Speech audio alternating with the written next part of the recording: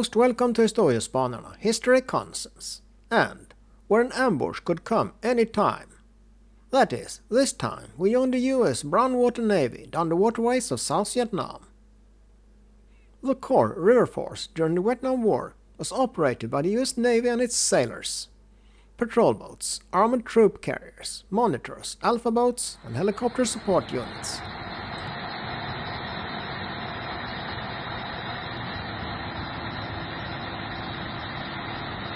The River War was not Navy only.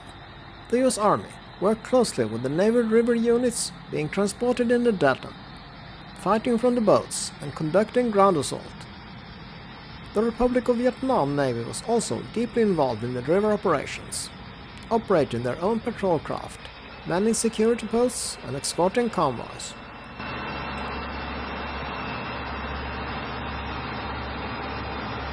The Viet Cong and the North Vietnamese forces understood that rivers were predictable routes.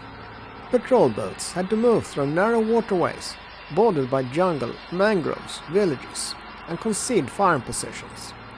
That made them ideal ambush targets.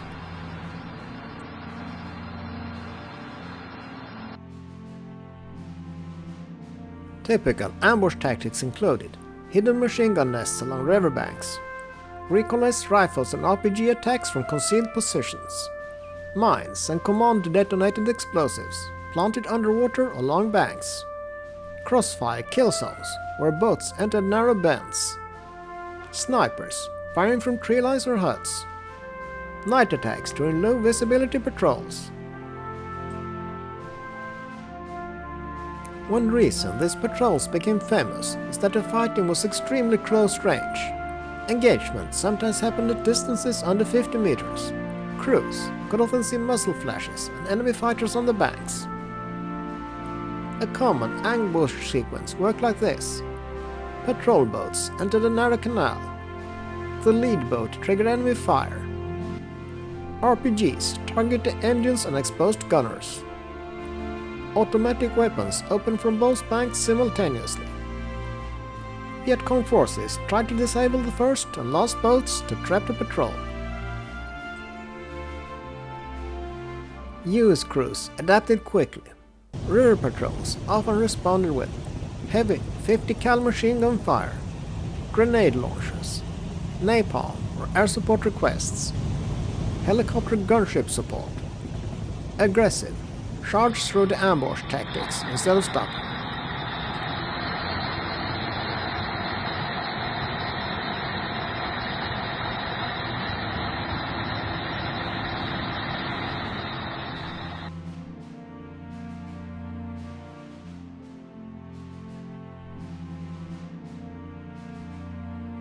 USS Harnett County, a recommissioned World War II tank landing ship, refitted in 1966 as a floating base ship for river patrol operations in Vietnam. She carried and supported patrol boats river, SEAL teams, swift boats and helicopter operations. The ship basically functioned like a floating outpost town in the rivers.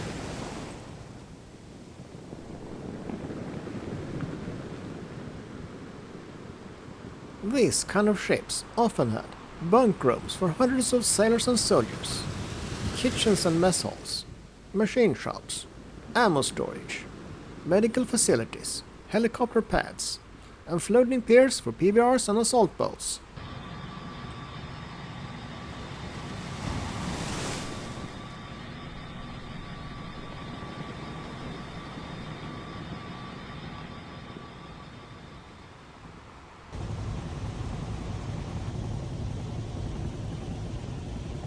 A typical setup on the ship was 2 Seawolf helicopters assigned to the ship, one on alert, one refueling, rearming, or under maintenance. There was barely enough room for simultaneous operations.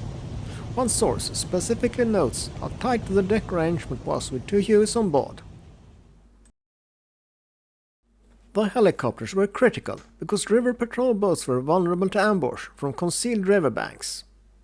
When PBRs or Swift's boats got hit, crews radioed for Seawolf support. Hueys scrambled from ships like Harnett County. Gunships often arrived within minutes. They attacked bunkers, sampans, hidden machine gun nests, troop concentrations along canals. The Seawolves became famous for extremely aggressive, low-level flying of the Mekong waterways.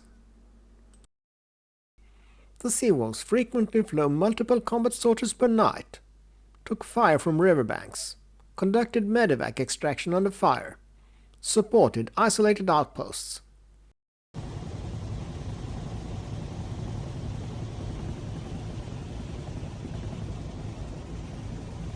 Veteran description often mention black water reflecting tracer fire, rotor wash whipping rice paddies, rockets flashing across canals, and helicopters hovering over invisible enemy positions.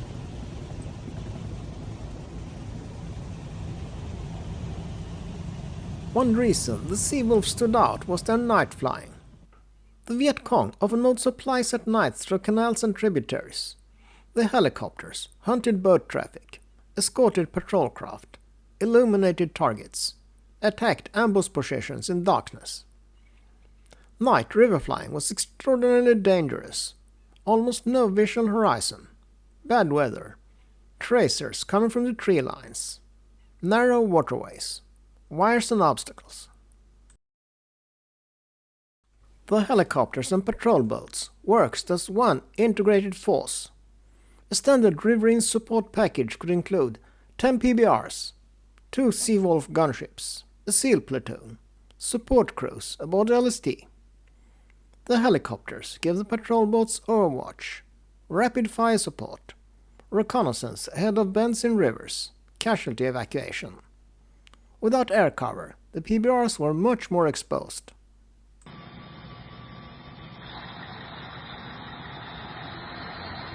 The patrol boats river spent much of their time stopping, searching and controlling civilian river traffic in the Mekong Delta. That was one of the core missions of Operation Game Warden. Separate ordinary civilian movement from Viet Cong supply and infiltration networks.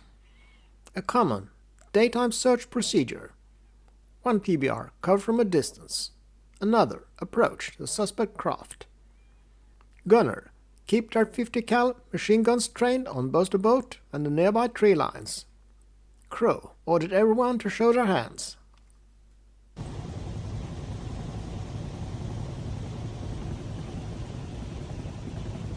Returning from patrol was a mix of exhaustion, maintenance work, and trying to relax before going back out. Many veterans described an odd rhythm, terrifying patrols during the day or night, then sudden boredom and routine back aboard the base ships. That emotional whiplash became part of riverine life. That's all, folks. Thanks for watching. Please like and subscribe.